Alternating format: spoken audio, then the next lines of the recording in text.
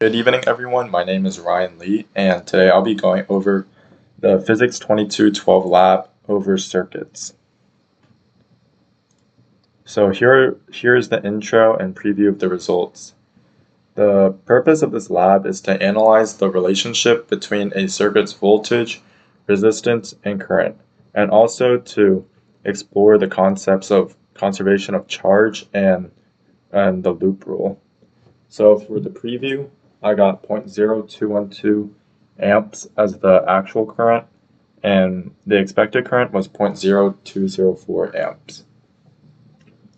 So here are the fundamental concepts for lab 4. Ohm's law, which is given as V equals IR, which is voltage is equal to the current times the resistance. And also the loop rule and the conservation of charge, which basically means that charge can't be created or destroyed. So here's the experimental model for the simple circuit.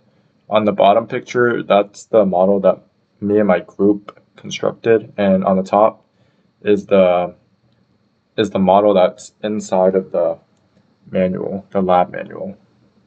So for the measured current, I got 0.0212 amps, 147 ohms, and 3.11 volts. The expected current was 3 divided by 147 ohms, as shown in the diagram, and that equals to 0.0204 amps. The charge time was roughly 11 seconds, and the discharge time was around 9.5 seconds. So here's the experimental model for the RC circuit. The bottom circuit on the left side is the model that my group and I constructed, and as you can see, the light bulb lit up from the two batteries, and that serves as the capacitor for this current, or for this circuit. And this circuit has a resistance of 47 ohms.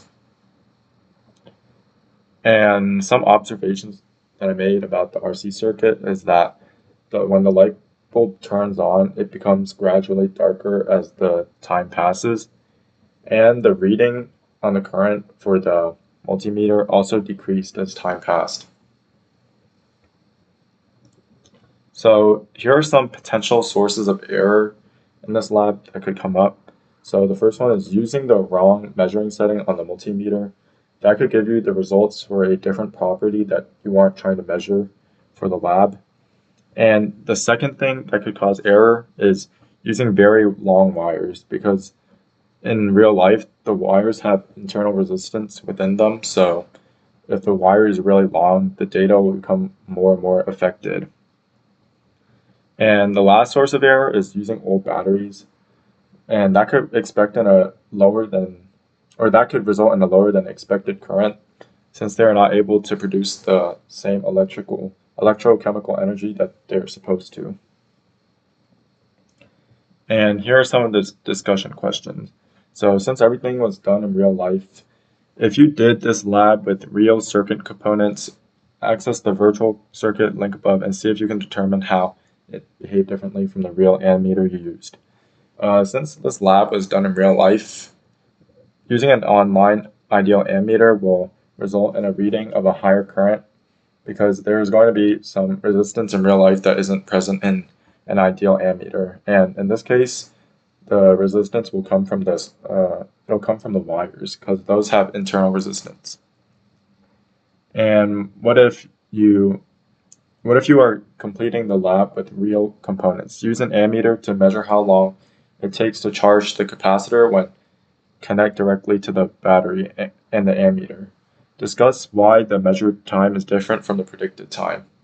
So the resistance of the wires in real life will make it take longer to charge the capacitor than in the virtual simulation. Thank you, everyone. Have a good day.